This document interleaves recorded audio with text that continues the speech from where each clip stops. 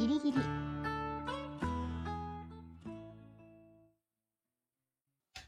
Salut YouTube! La semaine dernière, je vous ai donc expliqué comment choisir votre école au Japon. Et donc cette semaine, on va voir comment ça va se passer pour l'inscription. Restez bien jusqu'à la fin de la vidéo, certains détails sont vraiment importants. Si vous n'avez pas encore contacté l'agence de votre école, ça va être le moment de le faire. Donc vous allez les contacter soit par mail, soit par rendez-vous Skype. Vous devrez expliquer à votre interlocuteur quel est votre projet afin qu'il puisse au mieux vous aider. Si après cette discussion, votre choix n'a pas changé, il vous enverra les premiers documents à remplir. Il faut savoir que selon par où vous allez passer, les documents seront à remplir soit en anglais, soit en français. Généralement, le premier document à remplir, ça sera tout simplement le document d'inscription où vous devrez renseigner nom, prénom, date de naissance, etc. Mais également vos informations de passeport. Si vous n'avez pas de passeport, il va falloir en faire un. Pour cela, il faut se rendre sur le site de l'ANTS et faire les démarches en ligne pour commencer la demande. Je vous mettrai un lien dans la description. Ensuite, il faudra prendre rendez-vous dans votre mairie afin de finaliser la demande de passeport. Attention, il faut savoir que la demande d'un passeport, ça peut prendre entre 3 et 4 semaines. Ensuite, on vous demandera aussi si vous avez déjà effectué un voyage au Japon. Si c'est le cas, ça sera un plus à votre dossier aux yeux de l'immigration japonaise. Après ça, si vous êtes comme moi et que vous ne retenez pas les dates de naissance de vos parents, de vos frères et sœurs, etc., c'est le moment de les appeler, car on vous les demandera aussi. On vous demandera également si vous avez une connaissance au Japon et quelle sera la personne à contacter en cas d'urgence.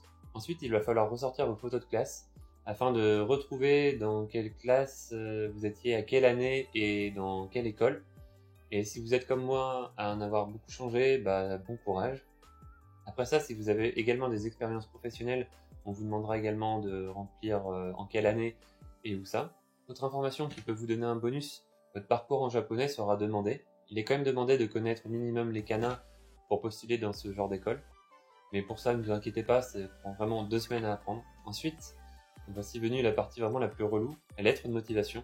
Elle devra faire une 15aine de lignes et vous devrez parler de votre activité actuelle et de votre parcours. Quelles sont les raisons de votre apprentissage du japonais? C'est là que la vidéo d'il y a 2 semaines prend tout son sens.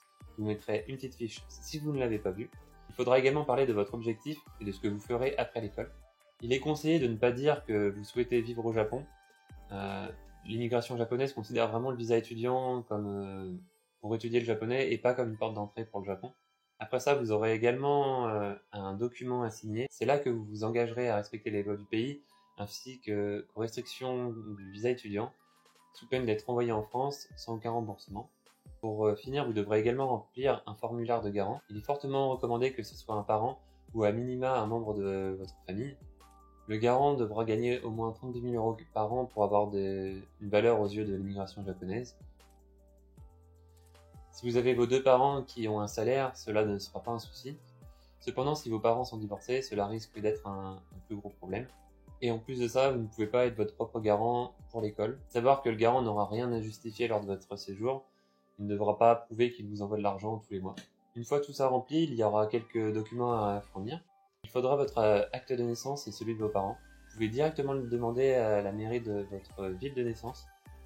Ou alors, vous pouvez passer par internet, mais là, il faut compter 2 semaines pour l'obtenir. Il faudra également une copie de votre dernier diplôme et de votre Nihongo no Ryoku Shiken si vous en avez obtenu un.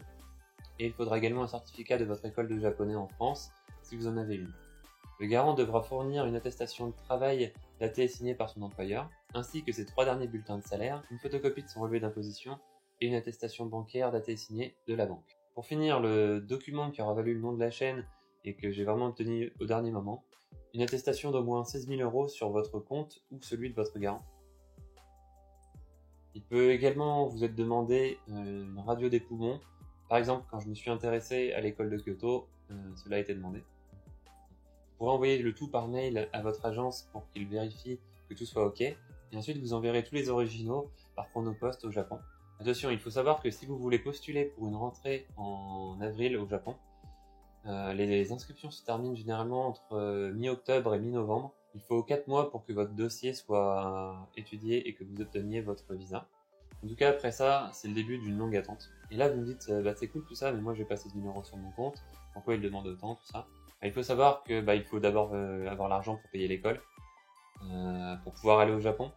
Il faut aussi pouvoir prouver que vous avez une autonomie financière. Je comprends que pour certains, ça va être compliqué. C'est pourquoi, dans la prochaine vidéo de la semaine prochaine, je vous expliquerai quelles ont été les démarches pour moi, car je n'avais pas 16 000 € sur mon compte. En attendant, n'hésitez pas à poser vos questions en commentaire. Tous les liens sont dans la description. Et n'oubliez pas de vous abonner pour pas manquer la prochaine vidéo. Et sur ce, je vous dis à la semaine prochaine sur Guili Guili. Bye bye.